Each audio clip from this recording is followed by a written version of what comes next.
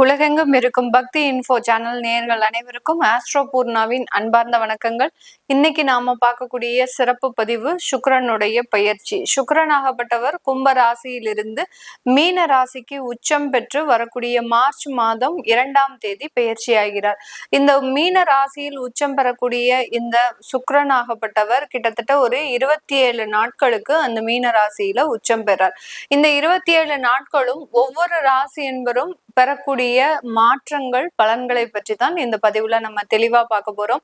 இந்த சுக்கிரனாகப்பட்டவர் ஒவ்வொரு ராசி என்பர்களுக்கும் குறிப்பிட்ட ஒரு வருமானத்தை குறிக்கக்கூடிய ஒரு கால நேரமாக இருக்கும்.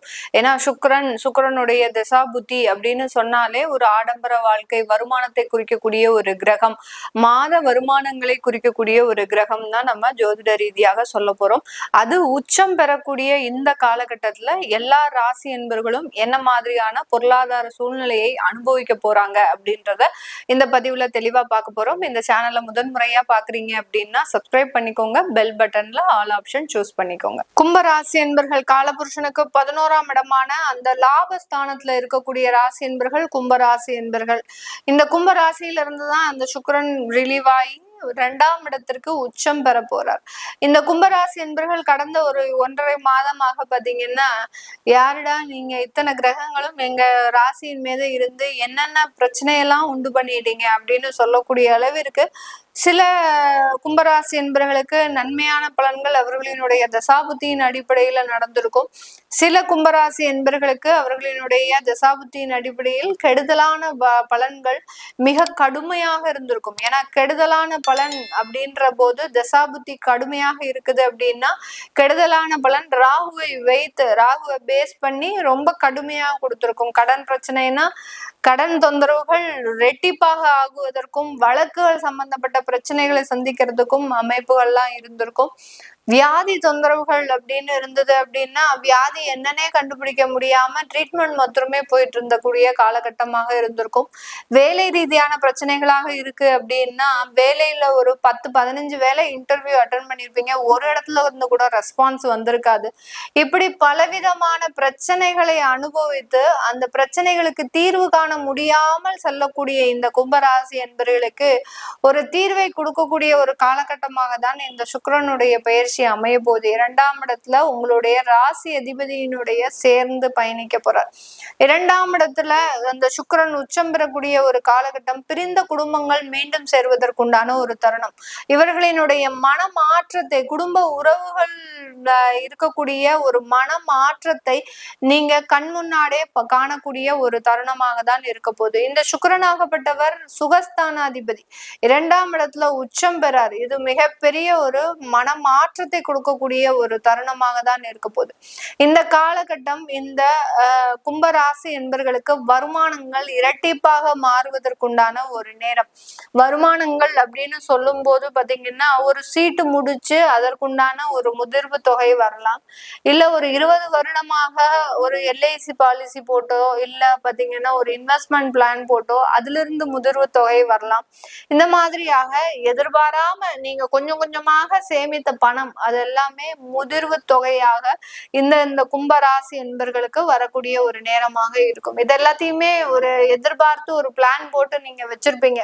அதாவது நமக்கு கரெக்டா வந்துருமா டயத்துக்கு, அதன் மூலமாக சில விஷயங்கள்லாம் நான் செய்யலான்னு இருக்கிறேன் அப்படின்ற மாதிரியாக நம்ம கும்பராசி என்பவர்கள் தான் அதிகப்படியாக திட்டமிடுதல்ல ஒரு திறமைசாலிகளாச்சே. அது எல்லாமே செய்யறதுக்கு உண்டான ஒரு அமைப்பை தான் இந்த சுக்கிரன் உச்சம் பெறக்கூடிய ஒரு காலகட்டம்.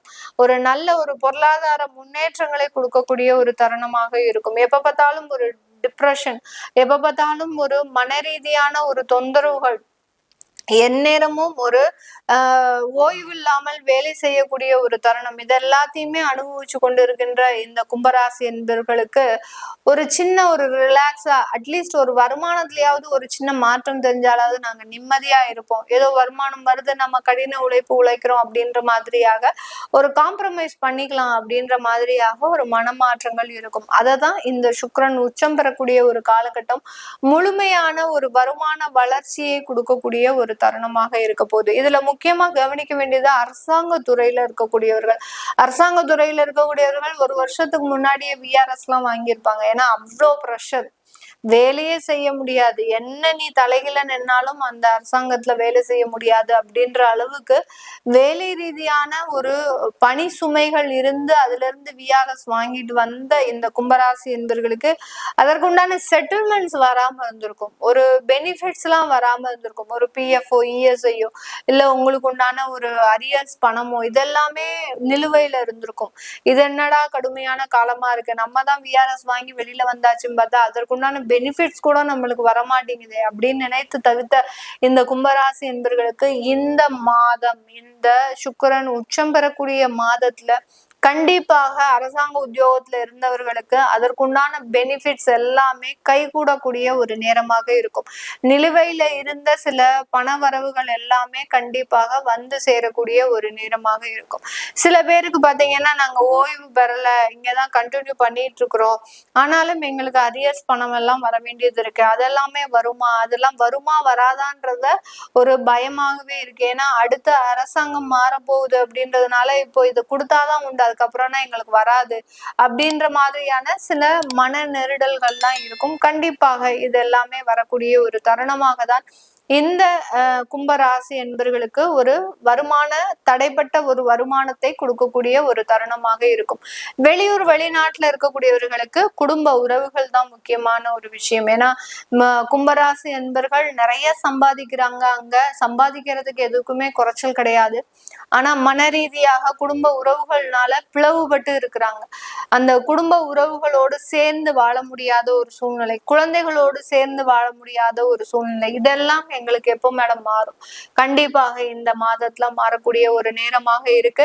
மார்ச் மாதம் அப்படின்றது இந்த கும்பராசி என்பர்களுக்கு ஒரு சிறப்பு வாய்ந்த ஒரு மாதமும் கூட. ஏன்னா குடும்ப உறவுகள்னால ஒரு நல்ல ஒரு மகிழ்ச்சி, அடுத்து பாத்தீங்கன்னா வருமான வளர்ச்சியினால ஒரு மகிழ்ச்சியான ஒரு விஷயம், ஒரு மென்டலி டிஸ்டர்ப்டா இருந்தாலும் இந்த மாதிரியான சில விஷயங்கள் இவர்களுக்கு ஒரு நல்ல ஒரு மன நிம்மதியை கொடுக்கக்கூடிய ஒரு தருணமாக இருக்க போகுது. அடுத்து இந்த கும்பராசி என்பர்கள் இழந்த சொத்துக்களை மீட்டெடுக்கக்கூடிய ஒரு முக்கியமான ஒரு தருணம், இல்ல சொத்துக்களை விற்கணும் முயற்சி பண்றவங்களுக்கும் இந்த காலகட்டம் அதற்குண்டான ஒரு சாதகமான அமைப்புகளை கொடுக்கும். கடந்த ஒரு 6 மாதத்திற்கு மேலாக, ஒரு வருஷத்திற்கு மேலாக சொத்துக்களை விற்கணும்னு எதிர்பார்த்துட்டு இருக்கிறோம், ஆனாலும் விற்க முடியல, இதெல்லாமே சாதகமாக அமையுமா அப்படின்னு கேட்டீங்கன்னா கண்டிப்பாக சொத்துக்களை விற்கக்கூடிய விஷயத்துல நல்ல ஒரு சாதகமான ஒரு அமைப்புகள் அப்படின்றது இந்த காலகட்டம் இருக்கிறதுக்கு உண்டான ஒரு நேரம். இதெல்லாமே நம்ம கோச்சார நிலவரப்படி பலன்களை கணிச்சு சொல்லியிருக்கிறோம். உங்களுடைய சுய ஜாதக திசாபுத்தி பலன்களை பார்க்கணும் விருப்பப்படுறவங்க கீழே இருக்கிற நம்பருக்கு வாட்ஸ்அப்ல அப்பாயின்மெண்ட் வாங்கிக்கிட்டு நீங்க கன்சல்ட் பண்ணிக்கலாம்.